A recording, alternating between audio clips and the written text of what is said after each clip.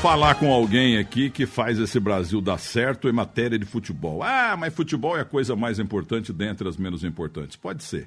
Mas esse cara é um Sérgio Moro para mim, viu? Até sério demais. O cara dá uma impressão de, sabe, de correção, Joaquim Barbosa e tal. Ô Anderson Daronco, bom dia. Bom dia, Milton. Prazer estar conversando contigo aí, com os seus ouvintes. Muito obrigado. Na recíproca é verdadeira. Fico muito orgulhoso em poder falar com você nesse domingo. Eu sou cidadão de Erechim e de Alegrete. O senhor é de onde? Eu sou de Santa Maria, fica bem no centro do Rio Grande do Sul, uma cidade universitária e polo militar também. Onde aconteceu aquela tragédia toda, né? Isso, infelizmente, aí faz um tempo já, alguns anos, mas a cidade acabou ficando muito marcada por isso, né? Aquela cicatriz jamais, vai acabar, vai sumir, mas como é que tá a tua terra lá, a sociedade de Santa Maria, o povo, os familiares, como é que tá a cidade? É uma cidade muito receptiva, né? Até por ser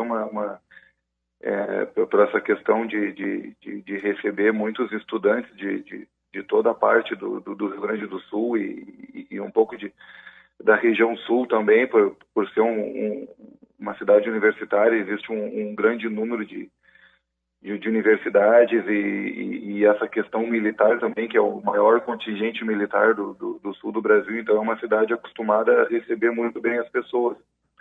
E, obviamente, que ficou marcada por isso e atingiu no peito, né, todos as pessoas dali e com o passar do tempo se aprende a conviver um pouco com isso e claro que fica um pouco também da questão da impunidade em torno daquilo que aconteceu. Isso ainda machuca muito e principalmente aqueles diretamente envolvidos na história, né, que volta e meia a gente acaba lendo notícias sobre a insatisfação dos rumos que as coisas acabam tomando, mas tomara aí que no final a justiça acaba sendo feita e que possa trazer um conforto para aqueles que sofreram muito em torno dessa situação. De onde veio a família Daronco lá na Itália? Olha, veio do norte da Itália. Na verdade, meus 4 avós são italianos, né? Eles vieram da Itália para uma região no Rio Grande do Sul que é chamada de quarta colônia de imigração italiana, ali próximo de Santa Maria mesmo. São pequenos municípios todos que receberam imigrantes e então daquela gente que trabalhava na roça mesmo, né, plantadores de batata e toda cultivo do fumo também. Então a minha família foi dali e meus pais foram ainda jovens, saíram dessa região para Santa Maria ainda quando eram novos em busca de oportunidades, digamos assim, na cidade grande, né? E aí que acabou sendo a nossa origem. Ô Daronco, por que o apito se você dava um grande um becão daqueles grandão mesmo, viu? Maior que aquele do Grêmio Baidec? Nossa, e olha que eu jogava de zagueiro mesmo, eu chutava até a sombra, tia. Mas, assim, na verdade, cara, foi tudo muito casual, assim. Eu estava na faculdade de Educação Física e surgiu a oportunidade de fazer o curso de arbitragem, mas, na verdade, eu nunca sonhava em ser árbitro, assim. Hoje em dia, existe uma procura muito grande, sabe, em torno dos cursos de arbitragem, já direcionados a isso, as pessoas vendo isso como realmente uma profissão e algo assim. E na minha época, eu confesso que o objetivo maior era cumprir uma carga horária que eu tinha a obrigatoriedade de ter pelo curso de Educação Física e eu nunca imaginava. Só que sabe como é que é a vida de estudante e as condições financeiras, elas não eram as melhores possíveis e sempre tinha aquela necessidade de um almoço melhor, uma janta melhor, comprar uma roupa melhor e no final das contas o início foi assim. Então acabei, depois de realizar esse curso, sempre apitando jogos de categorias de base, jogos amadores que eles iam a complementar nessa renda, ajudava a comprar os livros da faculdade, ajudava a comprar uma roupa melhor, assim, a se alimentar melhor dentro da própria universidade, e isso aí acabei pegando gosto, e uma coisa acabou levando a outra, até que chegou um momento em que alguém lá atrás olhou para mim e disse assim, não, tu tem condições, tu tem potencial, e acabaram, digamos assim, colocando a mão sobre mim e procuraram desenvolver o meu trabalho. Olha, aqui no meu celulares Quantum, chovendo elogios a você. Elogiar árbitro é uma coisa realmente difícil, e com você acontece, não tem ninguém falando mal. E o Reinaldo Papaiordano, meu grande amigo e ouvinte lá da Zona Norte de São Paulo, lá da Articom, e o Flávio Aragão dos Santos, basicamente perguntando a mesma coisa. Não houve um momento na tua vida em que você pensou em ser lutador de boxe? Não, isso é um exagero que as pessoas têm um pouco em torno da minha forma física, e na verdade não sou esse monstro aí, muito pelo contrário. Obviamente que a televisão ela acaba aumentando muito as minhas formas, e alguns equipamentos que a gente tem que colocar ali no jogo também, nos braços, os rádios e receptor da bandeira, isso acaba dando uma dimensão um pouco diferente de mim, e as pessoas, quando me encontram na rua, no dia a dia, a maioria a primeira frase sempre que eu escuto é assim, nossa, eu pensei que tu fosse maior, na TV parece muito maior. Então, não sirvo para isso, e muito pelo contrário, eu não sou muito fã de lutas, sou um cara tranquilo, da paz. Ô Daronco, também pela televisão, é claro, que eu nunca o vi, não tive o prazer de recebê-lo um dia no terceiro tempo da Band e tal, aqui na Rádio Bandeirantes, mas a impressão que dá é que você deu uma afinada, porque você era mais troncudo quando você apareceu, e bem no futebol.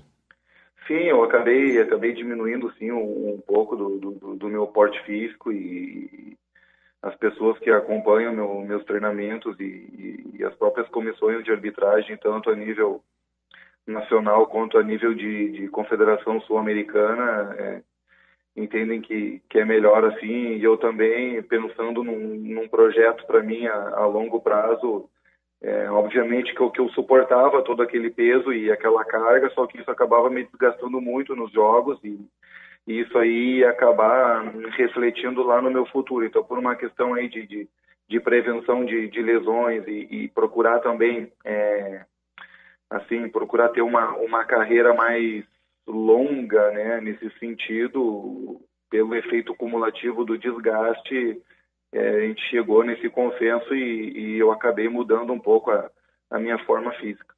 O Anderson Daronco, me diga uma coisa, agradecendo imensamente a sua atenção, é uma entrevista humana. Eu queria saber do seu seguinte, na Copa do Mundo, você hoje, na minha opinião, e na opinião de 90 e tantos % aí, você é o melhor árbitro brasileiro, e disparado, tenho disparado na história. Eu devia saber, mas não sei. Já escolheram o árbitro, é o Sandro Meirahit, de novo para a Copa do Mundo? E você, como é que você está em matéria de Copa para o ano que vem na Rússia? Primeiro, eu agradeço a tua opinião, fico muito, muito feliz com ela, e na verdade é um processo que a FIFA abre, e eu tenho que ter sempre a consciência e o respeito de saber que existem outros árbitros na minha frente, entendeu? E já existe uma dose de confiança da FIFA também, em termos nesse sentido, e o árbitro que está envolvido no processo para a Copa do Mundo é o Sandro, e ele tem toda a credibilidade nesse cenário aí.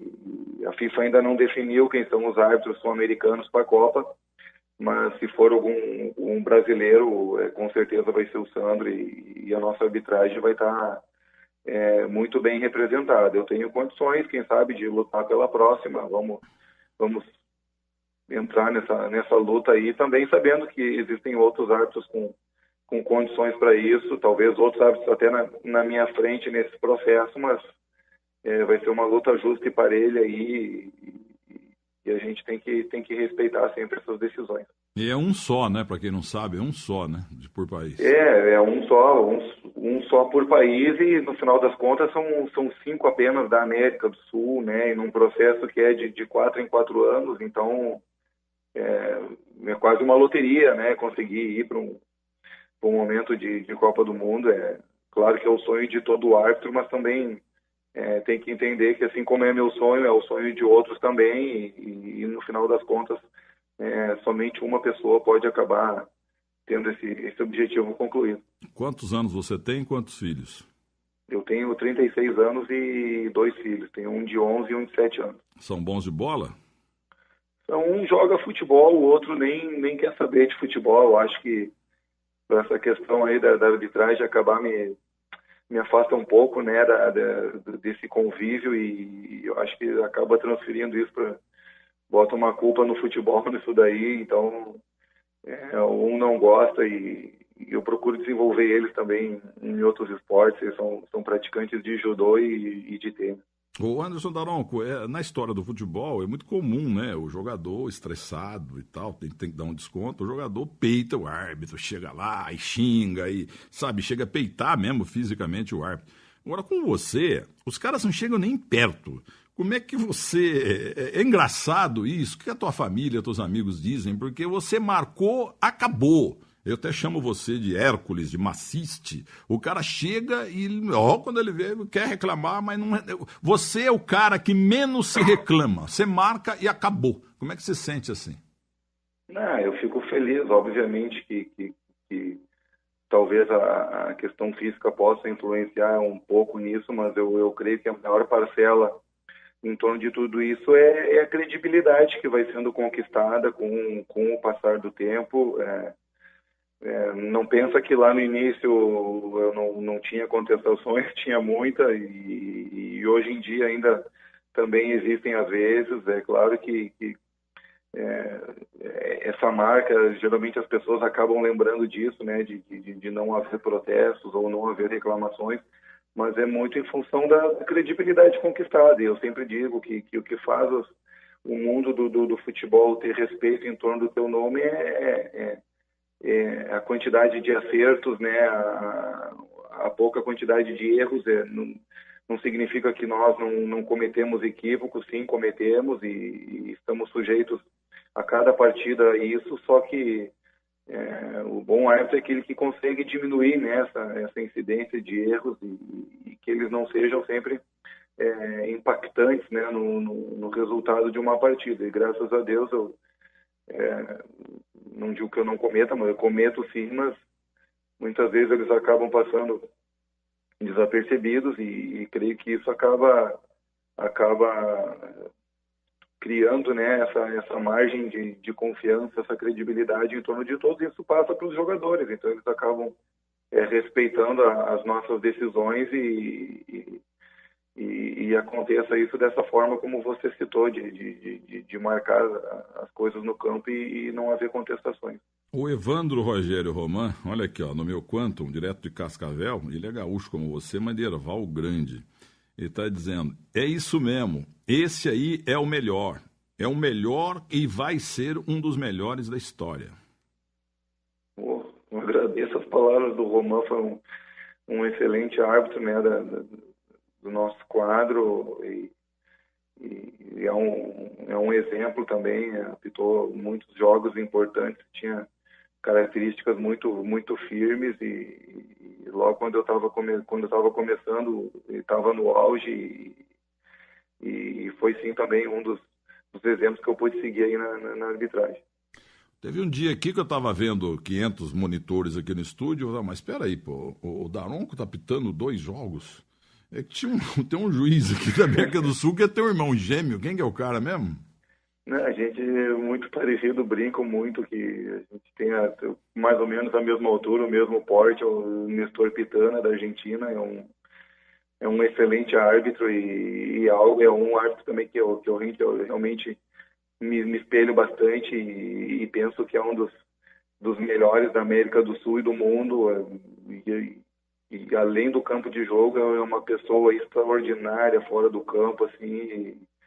É um dos grandes amigos assim que pude fazer também na arbitragem, assim, fora do Brasil, um cara sensacional, provavelmente também estará na próxima Copa do Mundo e vai ter toda a nossa torcida também para que faça um excelente papel. Ô Daronco, eu estou ouvindo futebol, acompanhando futebol, lendo futebol dentro do possível desde 1956, 57, começando aqui pela Rádio Bandeirantes lá em Minas Gerais.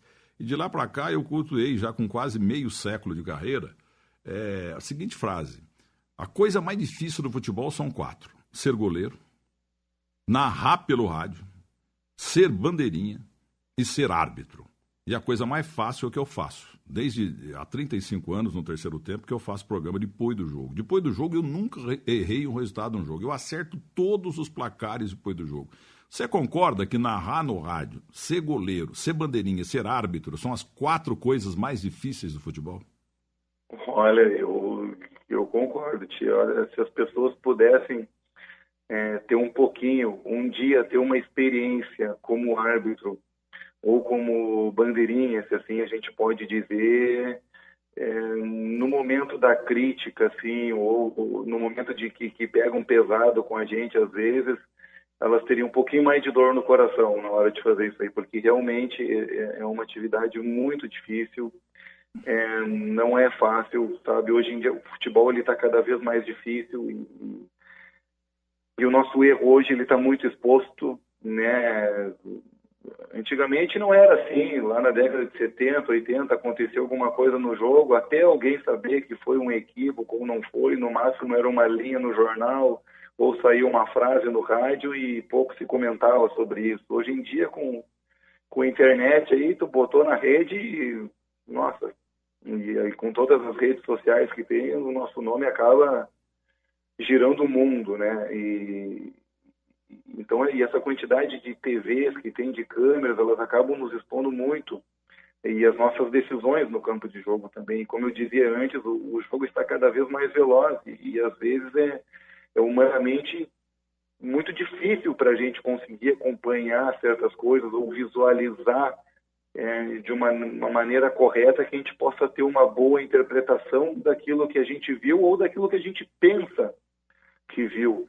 Né? Então é uma atividade muito difícil e eu lanço esse desafio aí para as pessoas, quem sabe aquelas que gostam às vezes de pegar um pouquinho com a arbitragem, um dia lá no joguinho da escola do seu filho ou no campinho do bairro, lá um dia experimente pegar o apito ou pegar uma bandeirinha na mão para saber como é difícil essa atividade, mas algo que é totalmente louco, de tão difícil que isso é completamente apaixonante para nós, assim, da arbitragem, algo incrível que realmente mexe com a gente, porque eu sou um apaixonado por aquilo que eu faço, embora as condições, assim como eu disse, sejam muito difíceis, né, essa questão, mas estar envolvido no meio do futebol, fazer parte disso, de toda essa questão de estar no meio desse espetáculo é algo extremamente gratificante e algo que nos motiva a cada jogo. Mas concordo contigo plenamente, não tenho ciência de como narrar um jogo, mas imagino eu também, se eu fosse pegar um microfone para tentar narrar uma partida no rádio, seria um desastre. Prova de como é difícil, não é fácil acertar números, acertar jogadores e situações, então concordo. Acho que o que o mais fácil realmente é fazer uns golzinhos ali. Eu devia ter me identificado melhor essa parte aí, ter sido jogador. Fazendo uma analogia, a última vez que eu fiquei debaixo do gol foi para uma foto de uma matéria de capa do caderno de TV que tinha a Folha de São Paulo em 99, quando no Super Técnico da Band. Fui fotografado pela Folha aqui no Morumbi e uma das fotos dentro do gol. Ô Daronco, de lá para cá, eu nunca mais chamei goleiro de frangueiro. Sabe por quê? Eu descobri a pólvora. Quando eu era moleque, eu vi o campinho lá de Muzambinho, gol grandão, aquele negócio todo, mas já mais velho eu vi lá o tamanho do gol do Morumbi, que é o mesmo tamanho dos outros. Daronco do céu, o gol é muito grande. A missão do goleiro é uma das coisas mais cruéis do mundo, porque o Grohe, por exemplo, ele pegou aquela bola lá, era uma mão contra aquele espaço todo, e ele tirou a bola não entrou naquele retângulo chamado gol, entendeu? O gol é grande demais, nunca mais chamei goleiro de frangueiro, viu? Não, concordo, são missões muito difíceis. Ainda esses dias eu recordo de uma conversa que eu tive com um goleiro também. Ele chegou para mim na volta do intervalo de um jogo me questionando sobre um lance que não foi decisivo, era um possível erro que eu tivesse cometido. Ainda eu brinquei com ele, ainda disse, pô, cara, logo tu vem me dizer de uma falha, assim, tipo assim, eu e tu, a gente pode fazer o jogo perfeito, a gente pode ter 200 decisões corretas ou 200 defesas difíceis e no final, se a gente acaba falhando uma, a gente é crucificado. Então, me deixa ali com aquele errinho ali que não causou nenhum problema e tá tudo certo. Ainda brinquei e disse, olha, eu acho que uma eu posso ter, né? Desde, claro, que não interfira no jogo. Aí ele deu risada e disse, não, tu tá certo mesmo, a gente é complicado, a gente não pode errar e se acaba errando, a gente é crucificado. E dada realmente a dificuldade, né, das circunstâncias, a gente vai é claro que o goleiro muito mais, até porque o árbitro não tem esse status, mas eles vão de heróis a vilão em apenas um lance. Isso muitas vezes é injusto, né? Injusto para a pessoa, injusto para a carreira, e a gente gostaria que não fosse assim, mas infelizmente é do jogo. O Pablo Lobo, da cidade de Sumaré, Grande Campinas, e o Nelson Grunebaum, eles falam basicamente a mesma coisa. Você, lá do Rio Grande do Sul, você é o extremo do Agomar Martins. O Agomar Martins era tão pequenininho que uma vez, na Rádio Bandeirantes, eu estava ouvindo, o João Zanforlin era repórter, chegou no Agomar e falou, Agomar, é impressão minha ou você está encolhendo? O baixinho ficou bravo, sabe? Mas aí, dois extremos, eles lembram bem aqui, porque o Rio Grande do Sul teve o mais baixinho de todos e o maior de todos, que é você. Pois é, cada um com as suas características, né? Eu creio que a Escola Gaúcha tem excelentes árbitros e infelizmente eu somente escuto histórias do Agomar Martins e sei que foi um excelente árbitro. Eu, claro, pela minha idade não pude acompanhar muito e principalmente depois que eu fui tomar gosto pela arbitragem, aí realmente eram outros nomes que tinham, mas é um nome extremamente consagrado no Rio Grande do Sul e sabemos que tinha uma personalidade muito forte, né? Até para compensar essa questão da altura. A gente sabe que às vezes o baixinho ali, aí os jogadores eles gostam de dar chegar junto, né? De dar essa pressionada. Seria um processo um pouco mais fácil, né? Então o baixinho ele tem que desenvolver outras técnicas e ele foi um mestre nesse sentido. Penúltima pergunta. Em quem que você, a partir de Alegrete, em quem que você se espelhou, a partir de Santa Maria, o que você se espelhou? Eu sinto o respeito que os jogadores têm por você como o Colina, o careca italiano. Quem é o referencial? Seria o Simon, que eu gosto muito também, pessoalmente, inclusive, meu amigo. Que cometeu grandes erros também, o Brasiliense que o diga, o Obina que o diga, mas esse cara eu boto a mão no fogo por ele, o Simon. Em quem que você espelhou para apitar tão bem e tão sério?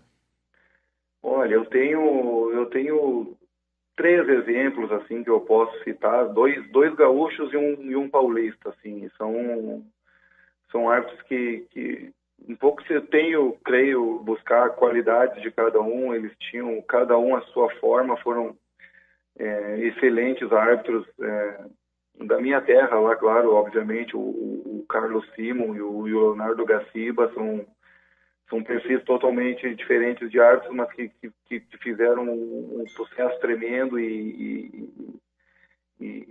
apitavam muito fácil, sabe, assim, é incrível a facilidade como tinham para apitar o jogo e às vezes eu até brinco com eles. Eu disse, nossa, cara, para mim apitar um jogo bem, eu passo uma dificuldade, eu passo um trabalho de como é difícil fazer isso, e eu assistia vocês apitando e parecia tão fácil, né? E eles dão risada, mas realmente são 2 em que eu me espelho muito, e outro árbitro também aqui de São Paulo que eu sempre admirei muito e creio que tem muitas semelhanças com a forma de apitar, o Wilson Seneme, assim, também um árbitro extremamente firme, assim, característica disciplinadora e às vezes também só com o olhar, assim, ele já dizia muita coisa no jogo, o que ele pensava, o que ele queria.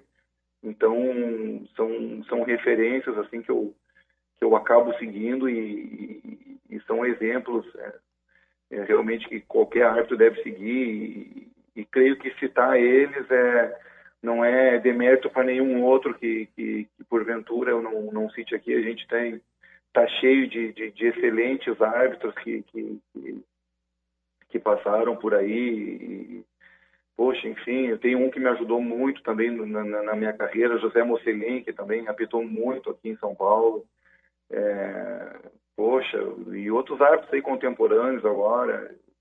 Poxa, eu até fico sentido de não poder citar todos, mas eu cito esses aí como grandes referências e exemplos a serem seguidos.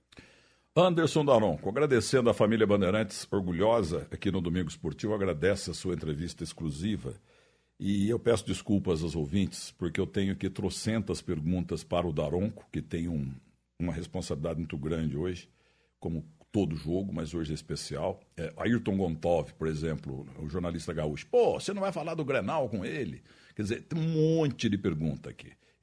Qual jogador do Corinthians que é mais nervoso? Qual jogador do Palmeiras que dá mais trabalho? Você fica ligado já por precedentes contra isso ou contra aquele? Gente, quero dar uma explicação para todos vocês que estão no meu Quantum aqui, lotados. Aliás, vou mandar um Quantum para o árbitro do jogo hoje, independente do que seja hoje a tarde dele, entendeu? Vou dar um celular Quantum. Como uma vez, acho que mandei para você um aparelho de ar-condicionado da Central Air, não sei se você recebeu. Te ganhei como melhor em campo, que coisa de louco, eu nunca esperava isso acontecer um dia, e essa é uma história que eu vou contar para os meus netos, olha, eu fico muito feliz mesmo. Quanto tempo faz isso? Foi nesse ano, foi depois de um jogo Corinthians e Santos, que eu apitei lá no início do campeonato. E quanto foi o jogo? Acho que foi 2-0 pro Corinthians, eu acho. Não me recordo. Então eu não devia ter dado, porque você tinha que dar um jeito do Santos ganhar, pô. Daronco. Mas agora falando sério para concluir, eu combinei com ele. Por respeito a este apresentador aqui na televisão, no terceiro tempo da Band, antes lá na Barra Funda, na Record, eu sempre recebi com respeito os árbitros, abrindo esse caminho por árbitro, porque o árbitro só leva porrada. Mas eles passaram aí ao programa que viram que não era um território hostil, e sim de explicação. Foi assim que eu fiquei amigo do Simon. E até para bandeirinha, vários bandeirinhas, aquele queixudo, né, como o Leão o ofendeu, aquele lá do Paraná, que era o auxiliar do próprio... O Bratz. O Bratz, o Roberto Bratz. Ele foi até para a Copa do Mundo. Quando ele foi escolhido, ele me ligou chorando lá da terra dele, dizendo que eu o levei para a Copa do Mundo. Ele era o braço direito do Evandro Rogério Roman. Enfim, o Daronco nos dá essa entrevista, deu uma entrevista a mim, pelo respeito pelo passado que a gente teve aí em relação aos árbitros. Porque, gente, ele não pode dar a entrevista, ainda mais no dia do jogo. E eu combinei, eu não vou falar da parte humana da tua vida.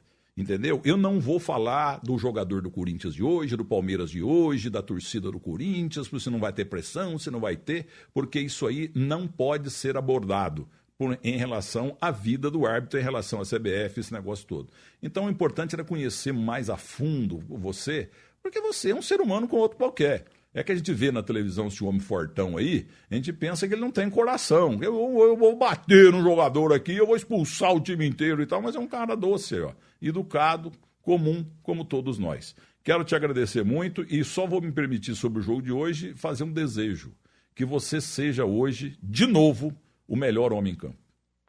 Muito obrigado, Milton. Eu que agradeço também a oportunidade de estar conversando contigo, com todos os seus ouvintes e dizer que a gente tem consciência da nossa responsabilidade, tem consciência também da curiosidade dos ouvintes em torno da arbitragem. A gente sabe que as perguntas seriam inúmeras, né, em torno disso e te agradeço também por ter respeitado essa questão né, em relação à parte técnica do jogo e, enfim, pode ter certeza que as portas estão sempre abertas para você em virtude disso e que bom mesmo, fico muito feliz de poder mostrar esse lado da arbitragem. O árbitro é um ser humano como qualquer outro, ele não é uma pessoa que cai de paraquedas lá no meio do campo do jogo para apitar uma partida, faz das suas e depois some. Não, ele é um cara que tem uma convivência social, tem que levar os filhos no colégio, tem toda essa questão, tem que andar na rua, tem que ir na padaria,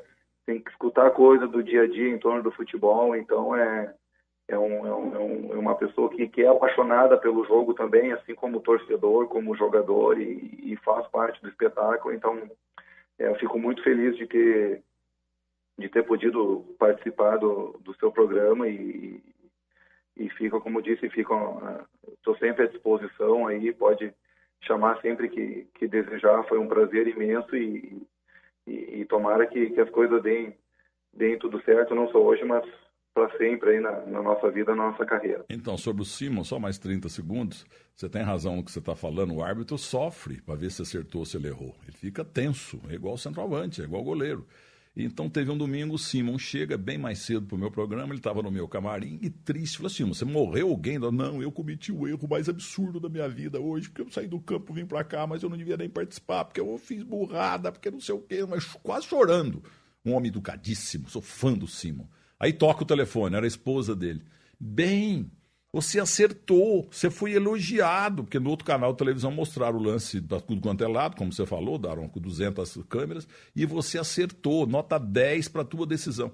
Ele começou a chorar de emoção de ele ter feito um acerto em uma coisa que ele achou que tinha errado. E já fazia uns 50 minutos ou uma hora do fim do jogo. Ele foi lá pro meu camarim, ele estava lá na Barra Funda. Então vocês, é claro, vocês são absolutamente humanos. É óbvio, é que você é tão grandão que a turma pensa que você não está nem aí. Caboclo, fica quieto aí, senão eu te quebro. Todo mundo tem medo do Daronco. Até a gente na televisão é gozado. Os jogadores não chegam perto. Eles falam, tá bom, senhor, tá tudo certo, tá muito certo. Daronco, muito obrigado, que você faça 5 gols de bicicleta hoje, tá bom? Tá, valeu, muito obrigado e desejo todo o sucesso do mundo para ti aí e mando um forte abraço aí para todos os seus ouvintes. Muito obrigado, muito obrigado.